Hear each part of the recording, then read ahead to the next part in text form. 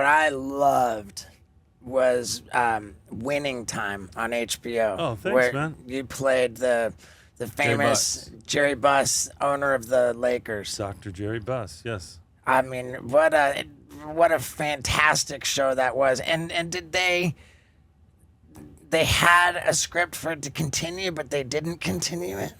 I think, first of all, everyone's like, oh, I'm so sorry, your show was canceled, man. I loved that show. Like, I was only booked for 2 seasons. Like, that's all I was supposed to do. That was the plan, you know. Of course, when something is good and it's doing well, like, everyone wants it to continue forever. I wanted to get into the Kobe era as much as anybody, and Shaq and stuff.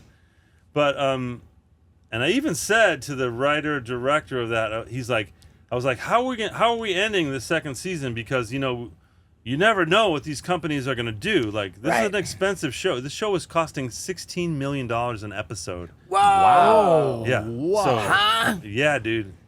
Because of all the crowd scenes and the sports photography and the period costumes, like, everything costs money. If you're not in the present day, everything costs money, you know. Man. Like, wow, that's a good point. So I said to him, I was like, hey, man, like, what's the plan for the end? Because you should plan on them canceling it.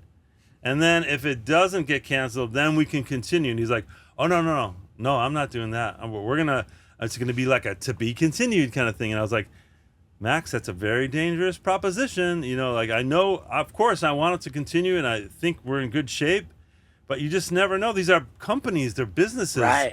They don't give a shit whether something's good. They only care if it's making money, you know? Yeah, I wonder how much Game of Thrones cost per episode. A ridiculous amount of money. Yeah. That set some records, that show. But lots of people were watching it. Right. Lots of people had already bought those books way before that show. Right. So their fan base was like, they're making money. That's why they kept doing it, you know?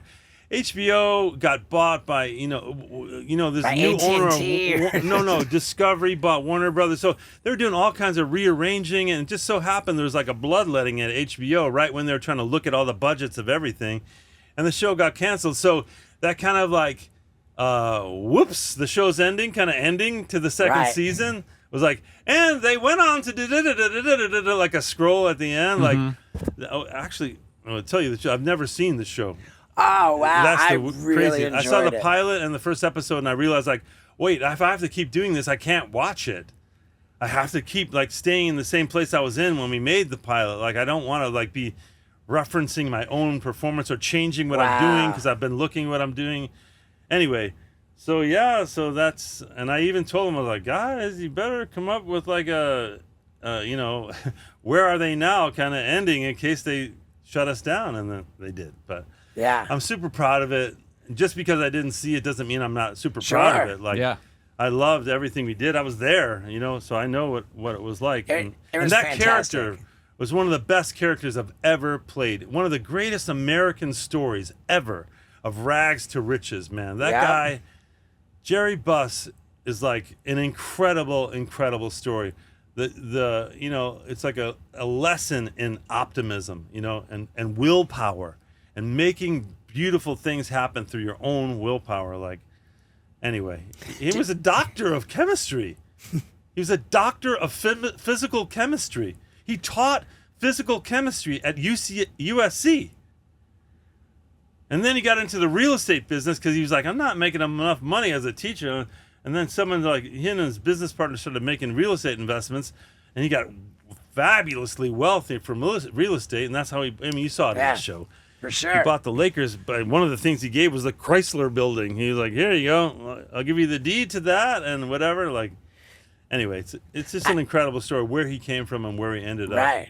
I just watched the Cowboys TV show on Netflix, and there's a little bit of a parallel there between Jerry Jones and Jerry Buss. Oh, okay. Like the Dallas Cowboys. Yeah, the Dallas Cowboys. The Dallas Cowboys were the only other team in professional sports with cheerleaders other than Jerry Buss. Yeah. Jerry Buss was the first one to put cheerleaders in professional basketball.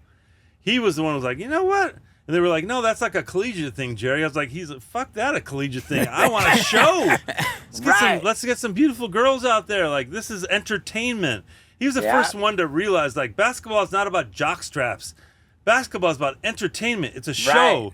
There are characters. There should be music. There should be hot girls. There should be like a club to go to afterwards. You know, he was in a weird way, like he was the inventor of modern stadium entertainment. You know. Wow. Yeah, I would concur.